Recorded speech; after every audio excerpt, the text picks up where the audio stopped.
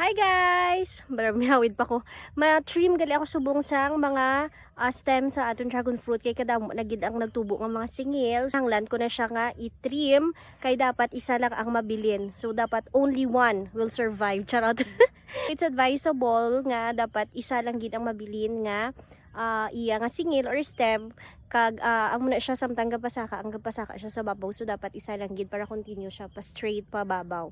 Amo na gid ang stems, so kinanglan nga i-cut na siya, i-trim na siya. Okay? Amo ni siya gali akong ginagamit guys, nga pang-cut sang mga singil or stems sang dragon fruit. Gin-order ko lang ni sa Shopee. Nag-atako na gamit. Kamot ko ha, never mind nyo na lang, i-ano nyo na lang ng akon kamot. Kayo po ay isang magsasaka. Charot! Nagpanggabot ako sa likot diri, so why ko pa ko pang hinaw. That's why. Okay? Basta may mag-comment. Dira ha, mag-bash-bash dira sa ako. May ang kamot ko. Natural lang gid na iya kay ari ko ding nasa bukid nga panghilamon. Muna siya ginagamit ko. Ma-order din siya sa Shopee. Kung gusto nyo mabalaan kung ano ni ang tawag sinikag kung sa din ko din siya gin-order nga Shopee store, comment down below lang guys ha. So muna siya ginagamit.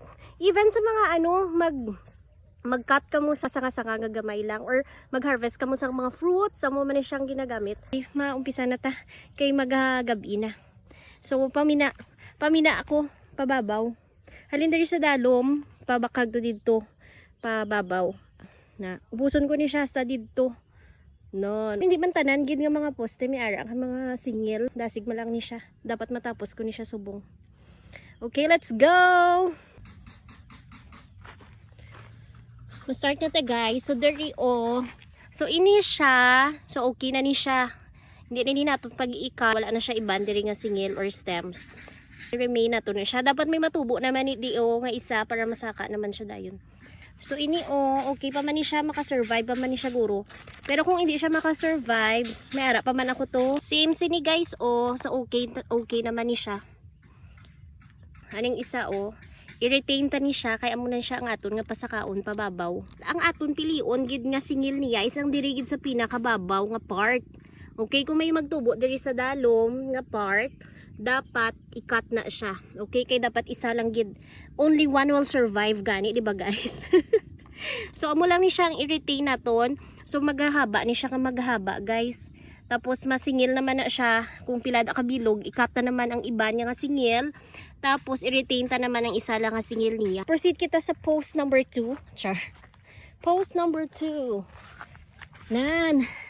Ari so ari guys kita nyo. Daywa na ang nagtubo nga singil. But only one will survive. Babayaan ko lang anay kay gamay pa man. Pero supposedly diri sa duha dapat ini ang i-retain naton kay diri siya sa mas pinakababaw.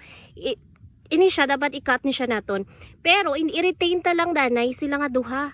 Kay gamay pa man. Hay kung i-cut na ni siya naton kag basi mapatay ni siya bala guys di sayang. So kung mapatay ni siya at least may ari kita nga isa nga mabilin. So i-retain ta lang anay sila. Iniya guys okay ni siya only one.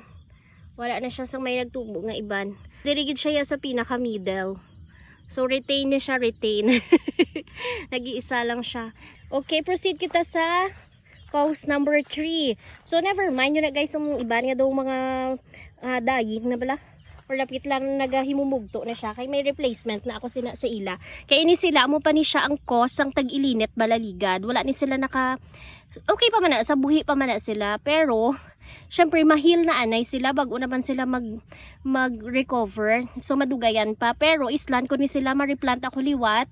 Kaya may naka-ready na ako dito ng mga cuttings na may mga ugat na siya. Pangkwaon ko ni sila kay islan ko sila sang stable na gid nga mga cuttings nga may mga ugat na kag mataas na. Pero so okay pa man na, buhi pa man na sila kasudugay na sa magtaas. Naman nakalabot ka na diri. Dito ka lang dapat sa babaw kag. Masungayon mo pa ko ha. Kadto to sa babaw. Lagan to. Balik to sa babaw. Manungay pa sa Shh. Ini siya guys, so i-retain ta lang danay. Pero kung may pa di may magsingil pa di sa pinakababaw niya, i-cut na ni siya. Pero so far, wala pa man sang iban nga nakasurvive siya pa lang, so i-retain ta siya anay. So this one guys, let us see. Tingnan natin ang maigi at ating busisihin ng mabuti, char. So, pwede man nga i-retain tani siya, kaya actually dako naman siya, pero mas prefer ko ni nga i-retain siya kay diri siya sa pinaka-top. So, i-cut ko ni siya guys ha. I'm so sorry my dear. Goodbye to you. Here naman sa pihak, so same. Ariduha na siya ho. So, i-cut ko ni siya ang isa. Nan. Dako na sa guys no. Kaya ini ang aton nga ipabilin. Lang anay ka mo. Sunset guys. Here. So sino din? Ay, oh my gosh, nag-ugat na siya. So, gaba man nung doon, bako tani kung sa di nang i-retain ko sa ila nga duha, ini or ini. Kaso nakita ko siya guys, nga may ugat na siya, nagdikit na siya. Inigid ang aton nga i-retain. Kay, nagdikit na siya sa poste. Mas maano na iya foundation. Charot!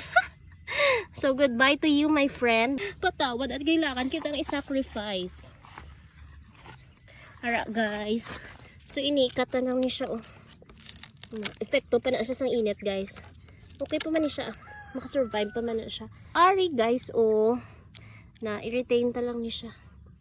Okay pa man sang iban nga nagtubo.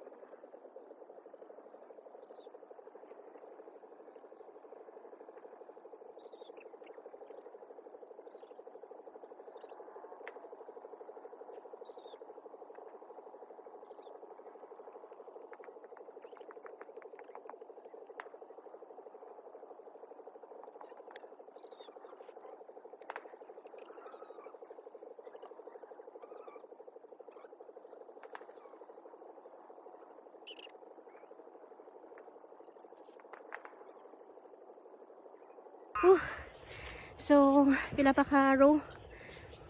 Niyarap pa ko 4 rows na lang guys. Matapos na ko. Oh, grabe ang balas. Yan.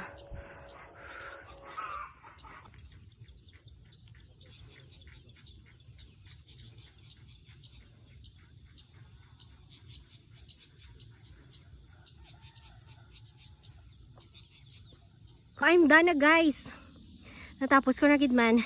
Guys, gusto ko lang gali i-promote ha. For those young farmers nga gusto mag-join sa Young Farmers Challenge, so open na gali ang pre-registration. So, 18 to 30 years old guys, for those interested. Kailangan lang mag-prepare sa inyong business model canvas. For more information or details guys, kindly follow ang Young Farmers nga page. Ibutan ko lang sa comment section guys ang link sang ilang page para makita ninyo kung paano mag-join kag ano ang ilang mga requirements, and of course kung gusto nyo mag-register. Kung gusto nyo man nga avail sang grant na ginhatag sang Department of Agriculture para sa mga young farmers, so join na kamo guys. Ako nakuha ko ni siya or nadagaan ko ni siya nga grant sa pag-join ko sa young farmers. Imo ni siya ang akon nga project which is the dragon fruit production. So guys, if you are interested, so kindly comment down below or see the link below. Thank you so much for watching.